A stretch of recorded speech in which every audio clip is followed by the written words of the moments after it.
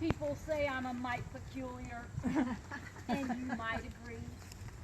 My name's Julia Buckmaster, that's what my friends call me. I was born in 1848 on the grounds of the Alton State Prison.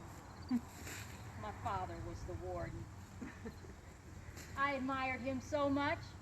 Twice he was elected mayor in Alton, served in both houses of the Illinois legislature, even ran for governor a couple of times.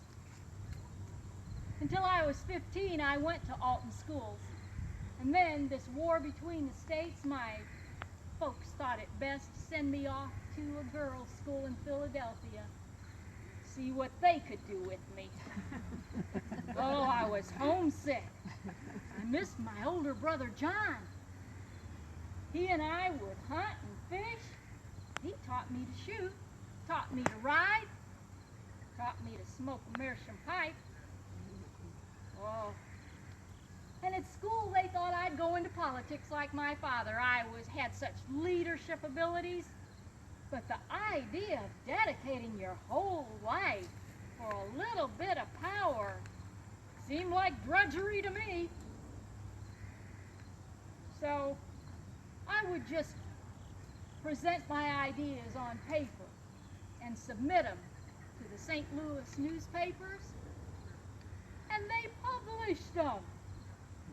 It was wonderful.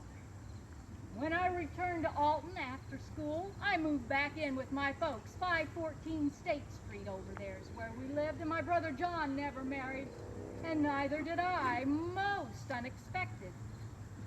A woman was supposed to take a husband to support her, so what was I going to do? I became a traveling insurance agent.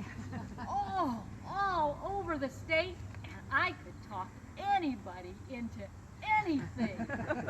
Oh, one time I was on that Chicago-Alton Railroad. There was a valise left out in the aisle of one of the cars, and I tripped over it, broke my leg, and in a most unladylike manner, I sued the entire railroad. And I won $1,000. Oh, I tell you, I was a force to contend with. My brother'd been appointed postmaster here in Alton. He'd been postmaster for 2 years, and so they let me, as an unmarried family member, substitute for him when he was going to be away.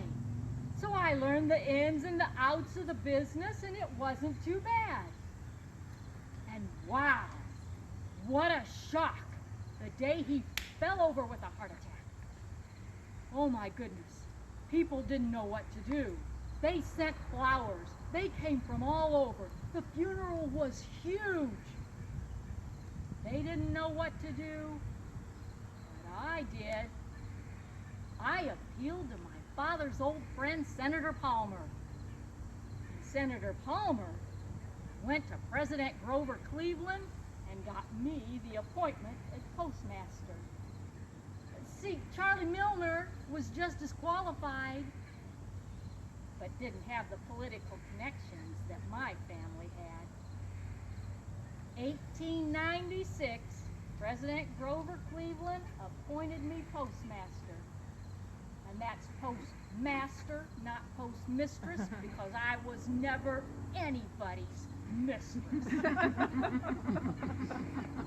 Things were getting so modern.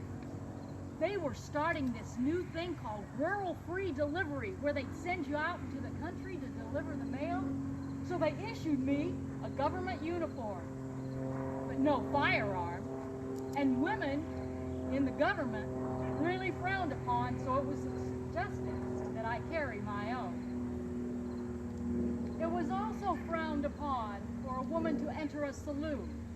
It would compromise your dignity and modesty. So they set a box out in front of every saloon in Alton for the mail to go into. And before long, everybody had a mail box in front of their establishment. The price of postage had fallen from 3 cents before the war down to 2 cents. And the fact that they were paying me so much less than a man, because you see, they paid a woman less. She didn't have this wife and large family to support, so she was paid less. They had all this government money to build that beautiful post office, brick and limestone, there at 300 Albee. Beautiful monument to me, because they paid me so very little. And it lasted a whole lot longer than the family monument. Well, 1912, I got sick. And my dear friend sat beside me and did what she could, but there was no hope.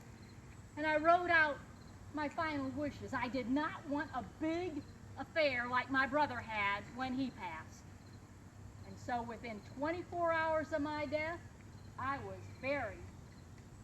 And I can just hear those little old ladies in Alton saying, "Well, that's just another of Julia's peculiar ideas."